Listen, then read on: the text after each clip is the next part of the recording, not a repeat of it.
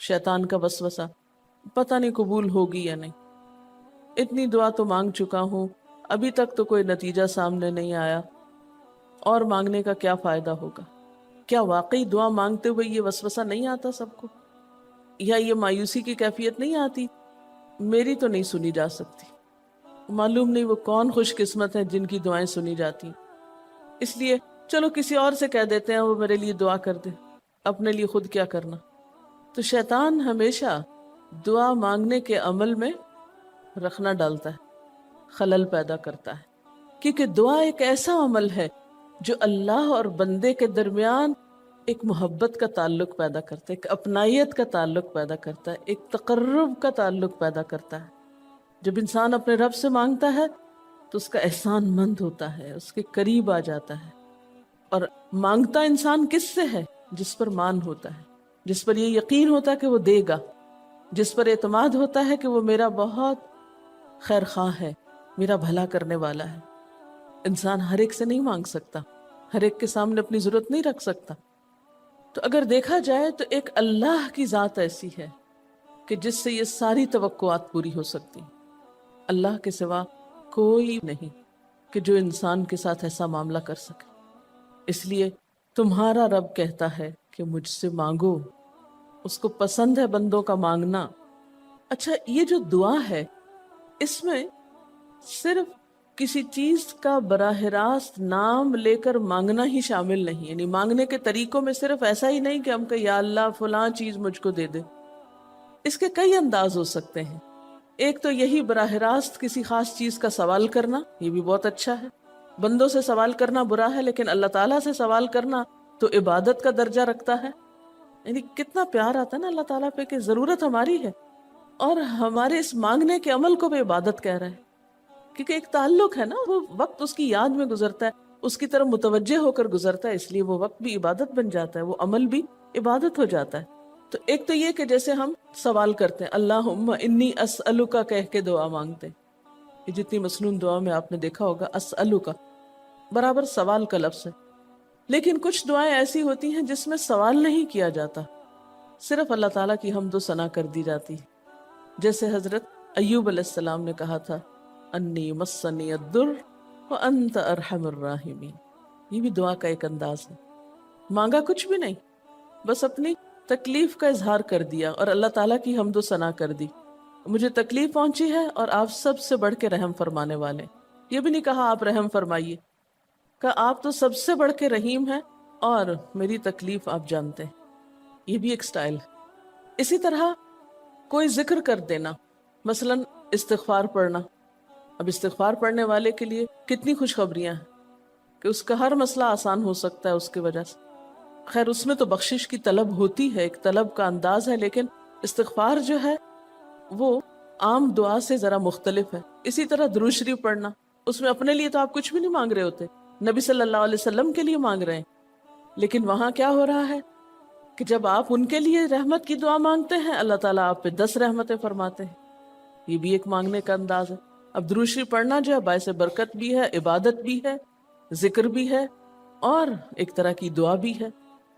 इसी तरह बाज अज़कार के आपने कितने फायदे देखे। सुबह शाम की दुआओं में आप देखिए, आप पढ़ते हैं बिस्मिल्लाहिल्लज़ी ला यदुर्रु मा अस्मिही शैउन फिल अर्दि वला फिस समाइ व हुवस समीउल अलीम। ये सिर्फ जिक्र है, इसमें आप मांग तो कुछ नहीं रहे, लेकिन कितनी फजीलत है इसकी कि जो शख्स ये दुआ पढ़ेगा उसको कोई चीज़ नुकसान नहीं देगी। उसमें आप ये नहीं कह रहे कि या अल्लाह मैं तुझसे सवाल करता हूँ कि हर नुकसानदेह चीज़ को मुझसे दूर कर दे, नहीं।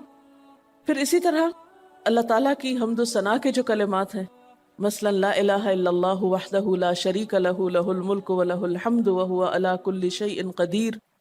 अरफात की हदीस में आता है कि आपने फरमाया कि अरफात में मेरी दुआ और मुझसे पहले अंबिया की दुआ ये कलिमा है, ये ला इलाहा इल्लल्लाह।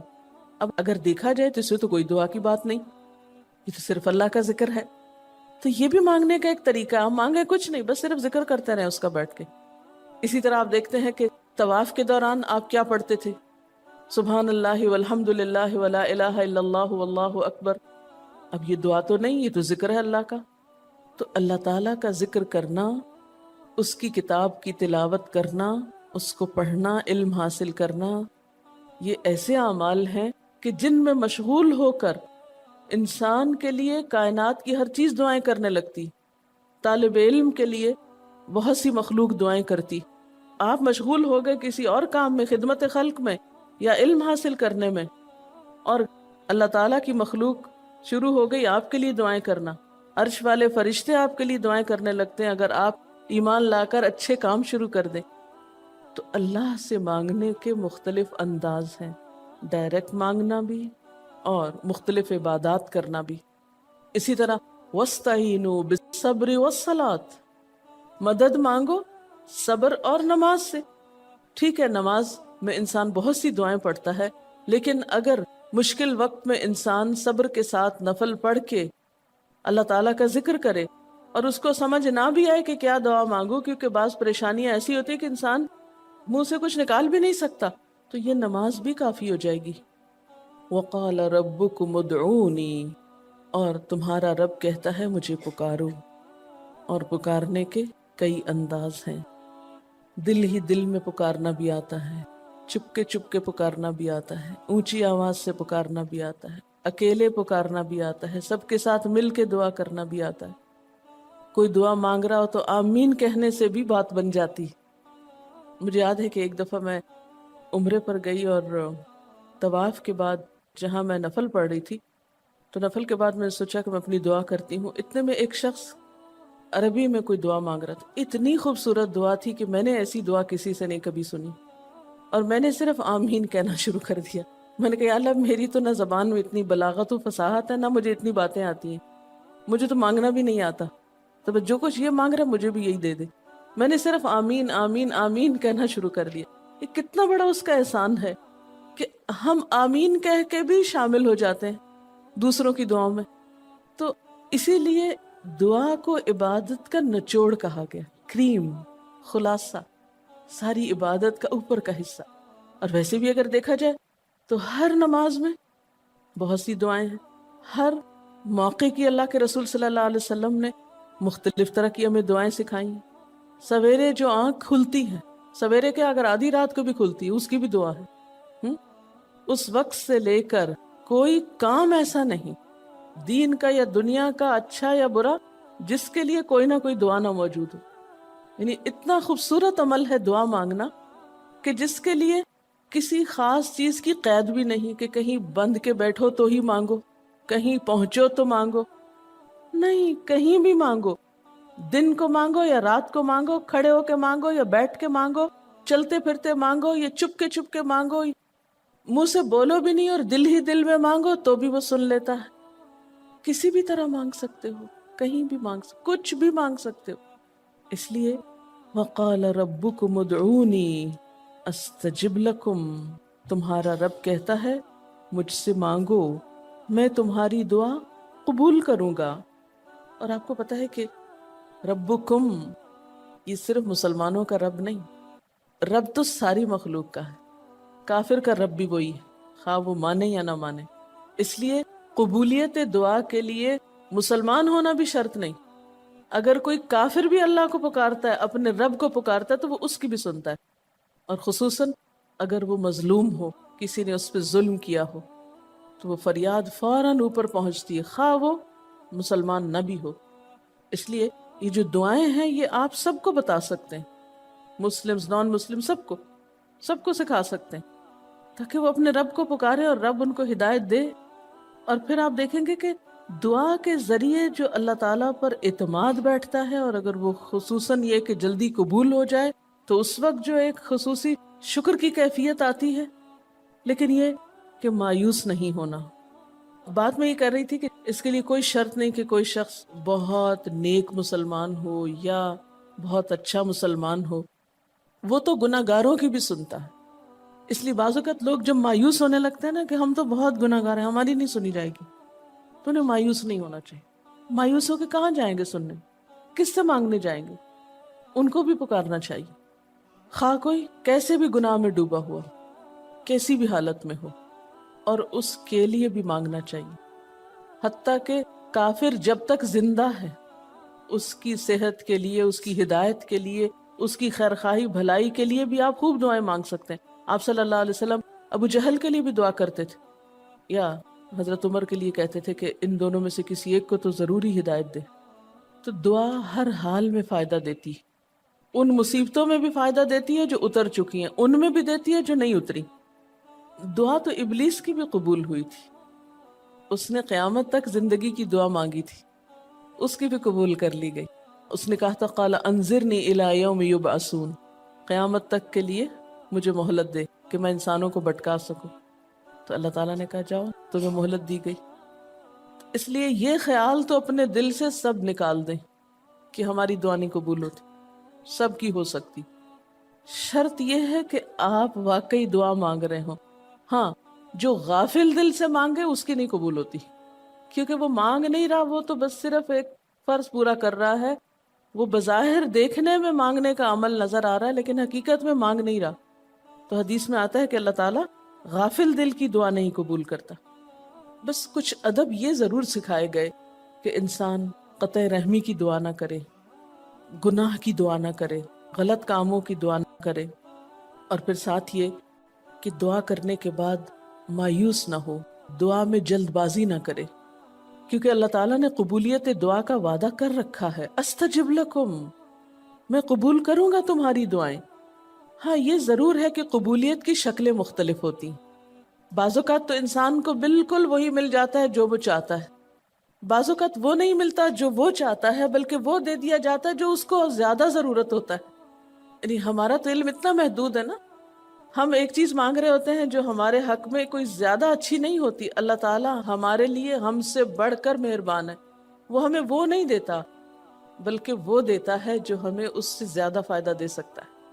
اگر آپ اپنی گزشتہ زندگی کی دعاؤں پہ ایک نظر ڈالیں تو ہم کتنی چھوٹی چھوٹی چیزیں مانگتے رہے ہیں، اور اللہ تعالیٰ نے ہمیں اس سے بڑھ کر عطا کیا ہے. ہم سب کو جو اللہ تعالیٰ نے دین کی سمجھ دی یا دین کو سیکھنے کا شوق دیا، ضروری نہیں کہ ہم سب نے یہ مانگا ہی ہو کہ اللہ تو ہمیں موقع دینا اپنے دین کو سیکھنے کے لیے، سکھانے کے لیے. لیکن یہ ضرور ہو سکتا ہے کہ ہم زندگی میں کچھ اور مانگتے رہے اور ہمیں وہ نہیں ملا، یہ نعمت مل گئی اور وہ ہمارے حق میں زیادہ بہتر ہو گئی. اور یہ ہو سکتا تھا کہ ہمیں وہ چیز مل جاتی اور آج ہم اس چھوٹی سی چیز کو لے کر اس کا شوق بھی پورا کر چکے ہوتے، اس کی ساری اٹریکشن ختم ہو چکی ہوتی. کیونکہ دنیا کی کوئی چیز ایسی نہیں جس کی اٹریکشن ختم نہ ہو جائے یا جس کی ویلیو گھٹ نہ جائے، جو پرانی نہ ہو جائے. لیکن قرآن کا علم ایک ایسا علم ہے جو ہر دم نیا لگتا ہے، ہر دم زندگی دیتا ہے، خوشی دیتا ہے، سکون دیتا ہے، ایک راحت ملتی ہے. یہ پرانا نہیں ہوتا. پھر اسی طرح یہ بھی ہوتا ہے کہ بعض اوقات انسان کی کوئی آفت ٹال دی جاتی. آپ مانگ رہے ہیں رزق، تو وہ رزق میں برکت تو نہیں ہوتی مثلاً، لیکن کوئی بیماری آپ سے ٹال دی جاتی کہ خدا نہ خواستہ آپ کو اگر مال مل بھی جائے اور ایسی بیماری لگ جائے کہ سارا مال اس میں ڈوب جائے، تو مال بھی گیا اور تکلیف الگ. تو اللہ تعالیٰ اپنی رحمت سے آپ کو زیادہ مال تو نہیں دیتے، مگر وہ بہت بڑی بلا سے محفوظ رکھتے ہیں، کسی حادثے سے بچا لیتے ہیں، کسی ایسی پریشانی سے بچا لیتے ہیں کہ جس میں آپ کا سب کچھ ہی کھپ جاتا. کیونکہ ہمارے پاس کوئی رائٹ تو نہیں ہے، ہم کو ڈیزرو تو نہیں کرتے کہ ہر وقت ہم امن و امان میں رہیں. ہمارے اپنے گناہوں کی بدولت، کئی بیرونی اسباب کی بدولت کوئی مشکل، کوئی حادثہ، کوئی مصیبت کسی بھی وقت آ سکتی جو دنیا میں مختلف لوگوں پر آتی رہتی. ہم ہر امن ڈیزرو تھوڑی کرتے ہیں، یہ تو اللہ کی عنایت اور رحمت اور نعمت ہے کہ وہ جو ہمیں دیے ہوئے یہ.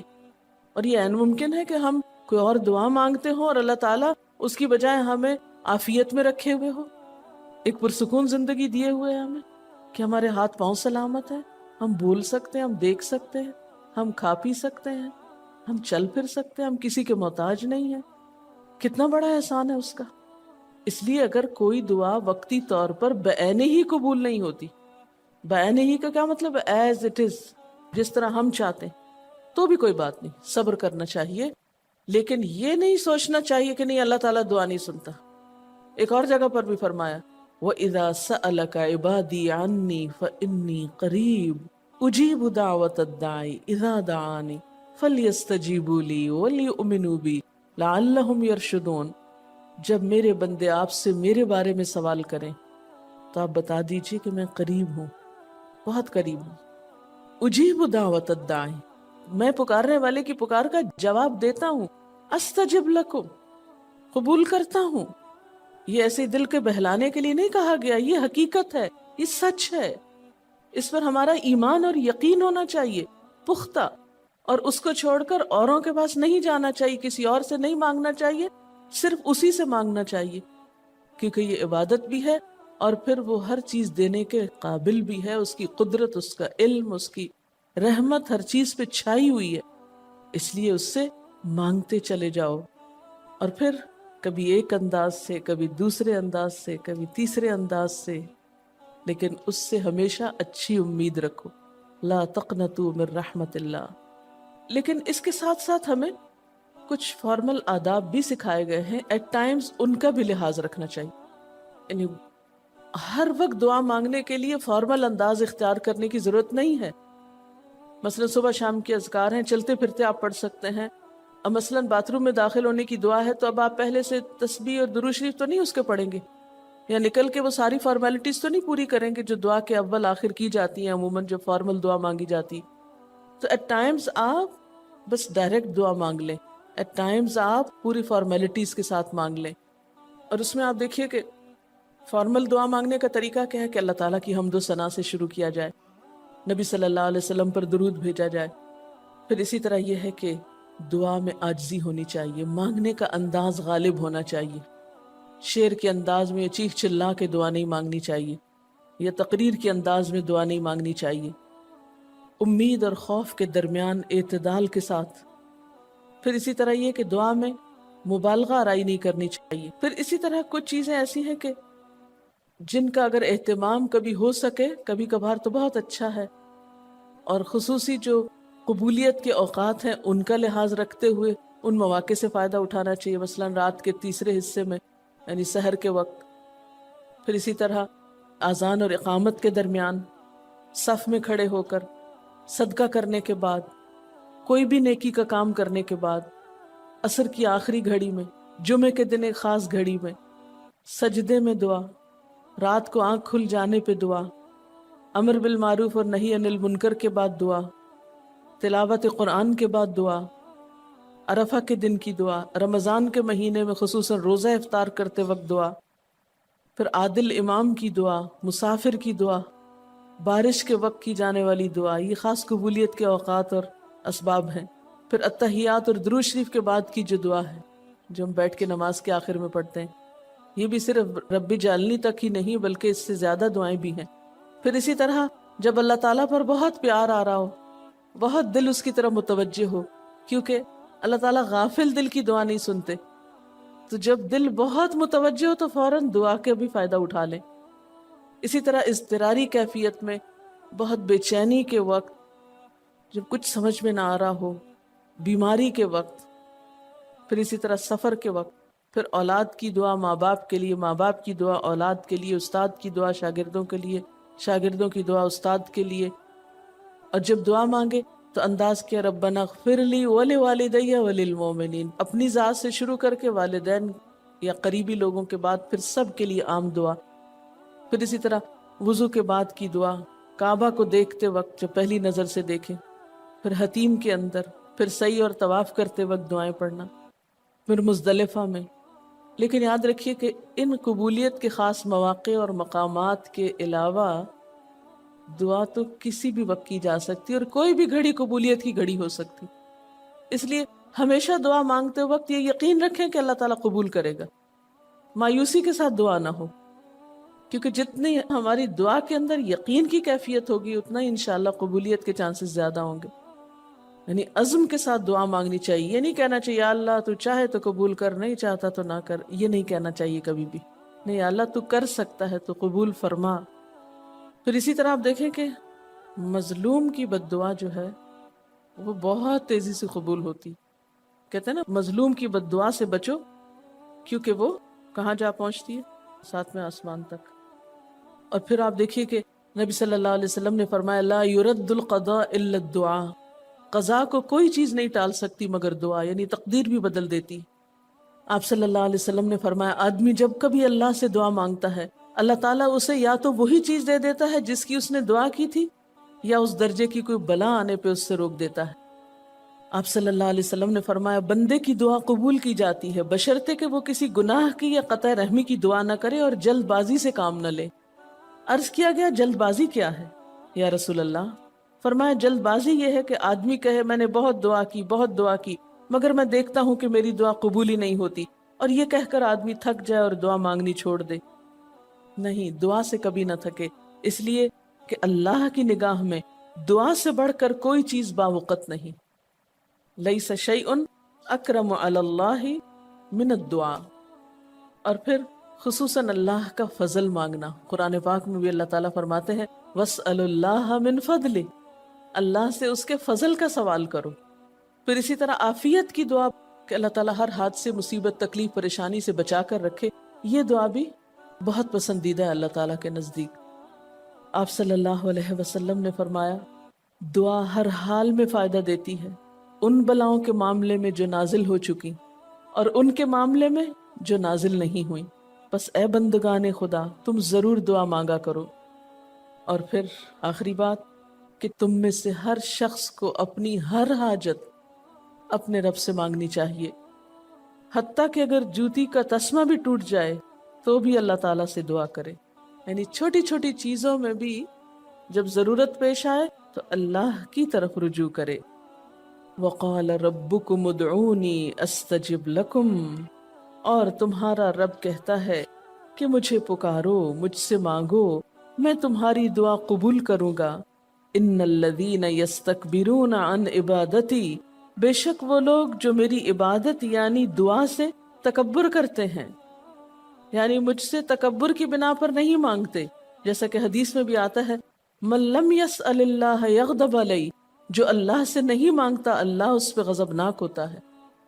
یعنی جو دعا نہیں کرتا اللہ تعالیٰ اس سے ناراض ہوتا ہے، کیونکہ وہ تو بے تعلق ہو گیا نا اپنے رب سے نہ مانگ کر، اور خصوصاً تکبر کی وجہ سے۔ ایسے لوگوں کی جزا کیا ہے؟